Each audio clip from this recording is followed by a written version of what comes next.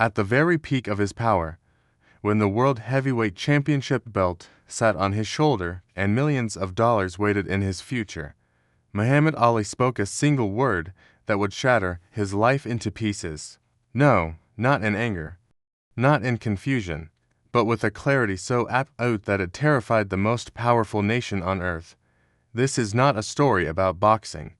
This is a story about what happens when one man refuses to bend, even when the entire system is designed to break him. Picture Muhammad Ali in 1966, 24 years old. Heavyweight champion of the world, his face on magazine covers. His name chanted in arenas across America. He moved through the ring like water, impossibly fast for a man his size, predicting the round he'd win before the bell even rang. "I am the greatest," he'd say, and the cameras loved him for it. The money flowed, the fame swelled. America had a champion could parade across the world stage. But there was a condition to this love, an unspoken contract that every black athlete understood. Be great. Be entertaining. But do not speak about the world beyond the ring. Do not question. Do not challenge. Stay in your lane, and America will celebrate you. Step outside it, and America will remind you who truly holds power. Ali was about to learn this lesson in the most brutal way possible. The Vietnam War was devouring young men by the thousands. Body bags returned to American soil with increasing regularity, and the government needed more soldiers to feed the machine. The selective service system, the draft, reached into communities across the nation, pulling men from their lives and sending them into the jungles of Southeast Asia. In 1966, a letter arrived from Muhammad Ali. He had been reclassified. He was eligible for military service. He was being drafted. For most men, this was not a choice. You received the letter. You reported for duty. You served your country, whether you agreed with the war or not. The system expected compliance. Society demanded obedience. And for a young black man in 1960s America, defiance could mean destruction. Muhammad Ali read the letter, and he made his decision. On April 28, 1967, Muhammad Ali walked into the Armed Forces Examining and Entrance Station in Houston, Texas. His name was called. He was ordered to step forward and take the oath of military induction. He refused. 3 times his name was called. 3 times he stood still. The room fell silent. Officials stared. This was not supposed to happen. Champions did not refuse their country. Heroes did not say no. But Ali had already said something even more dangerous months earlier, a statement that had sent shockwaves through American living rooms. "I ain't got no quarrel with them Viet Cong. No Viet Cong ever called me nigger." In one sentence, he had connected the war abroad to the war at home. He had pointed to the hypocrisy of asking black men to fight for freedom in Vietnam while they were denied freedom in America. He had chosen his conscience over his career, his faith over his fame, and America would make him pay for it. The response was immediate and merciless. Within hours of his refusal, the New York State Athletic Commission suspended his boxing license.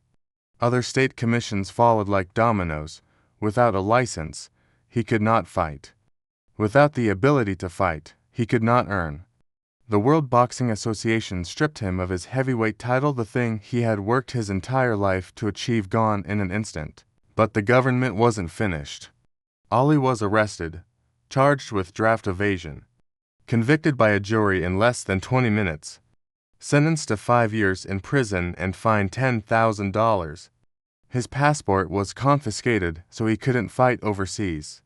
The legal maximum was thrown at him, a message to anyone else who might consider defiance. The media turned on him like a pack of wolves. Newspaper columnists called him a traitor. Politicians condemned him as unpatriotic. Former fans burned his posters. Death threats arrived by mail. He was uninvited from events, erased from broadcast lists, removed from the national conversation as if he had never existed. Muhammad Ali, at 25 years old, was exiled from the only profession he had ever known.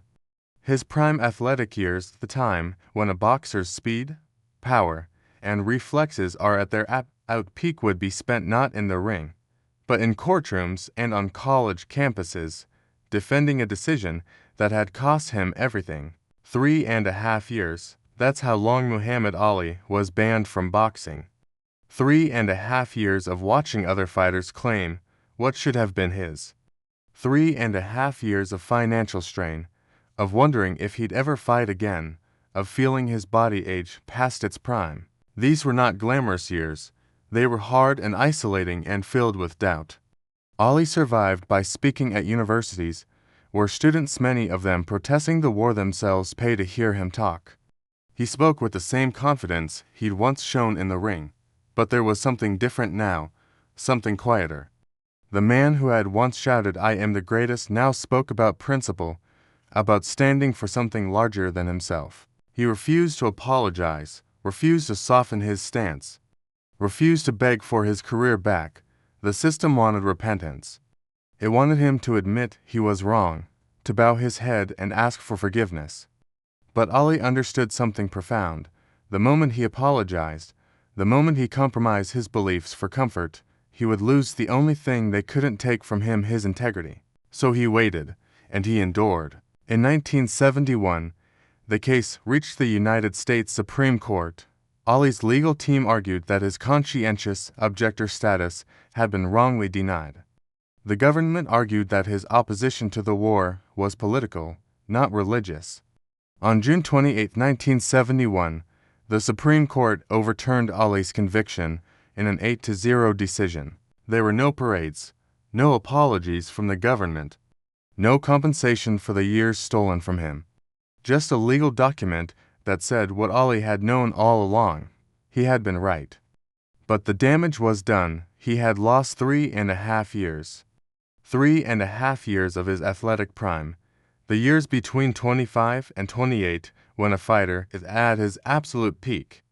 Those years were gone forever, and no court ruling could give them back. When Ali stepped back into the ring in 1970, even before the Supreme Court ruling, he was not the same fighter. His legs were slower, his reflexes, while still remarkable, had dulled slightly. The untouchable dancer who had glided around the ring was now more mortal, more vulnerable. But something else had changed too. He fought with a deeper purpose now. Every punch carried the weight of those stolen years. Every fight was proof that they had not broken him. In 1974, in Kinshasa, Zaire, Ali did what seemed impossible. He defeated George Foreman younger, stronger, undefeated, and reclaimed the heavyweight championship of the world.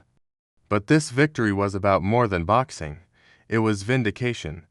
It was proof that you can take everything from a man except his will to continue. Here is where Ali's revenge becomes clear, though it was not the revenge anyone expected. He did not curse the government. He did not seek vengeance against those who had destroyed his career. He did not become bitter or hateful or broken. Instead, he simply outlasted them. Time, it turned out, was the most powerful weapon Ali possessed. As years passed, public opinion on the Vietnam War shifted. The war that had once seemed noble was now widely viewed as a tragic mistake. The young protesters, who had been called unpatriotic, were now seen as having been right all along, and Muhammad Ali, the man who had been called a traitor, was slowly transformed in the public imagination into something else entirely, a hero. The government that had stripped his title now honored him. The media that had condemned him now praised his courage. In 1996, when Ali lit the Olympic torch in Atlanta, the entire world watched. His hands trembled from Parkinson's disease, his body ravaged by the sport he loved, but he stood there as a symbol of something greater than victory in the ring. He had become proof that moral courage, even when it costs you everything, will eventually be recognized by history. Muhammad Ali's revenge was not the destruction of his enemies. It was their transformation into admirers. The system that tried to break him eventually bent to honor him. The critics who called him a coward lived long enough to admit they were wrong. He won by refusing to compromise, by understanding that some things matter more than money, more than fame, more than even a career you sacrifice everything to build. He won by showing that you can lose everything the world says matters and still keep the one thing that actually does: yourself. This is a story about power? Yes, but it's about a different kind of power than we usually celebrate. Not the power to destroy, but the power to endure. Not the power to force others to bend, but the power to refuse to bend yourself. Not the power to win immediately, but the power to wait for time to reveal the truth. Muhammad Ali said no when the entire world demanded yes. And in doing so, he proved that one person's conscience, one person's courage, one person's willingness to stand alone can eventually move history itself. That is the silent revenge. That is the victory that matters most. If this story moved you, if it made you think about courage differently, hit that like button and subscribe to this channel. We're dedicated to telling the untold stories of legendary figures who changed the world not through violence, but through the strength of their convictions. Next time, we'll explore another icon who stood against the tide of history and won. Until then, remember, the most powerful word you can speak is sometimes the simplest one: no.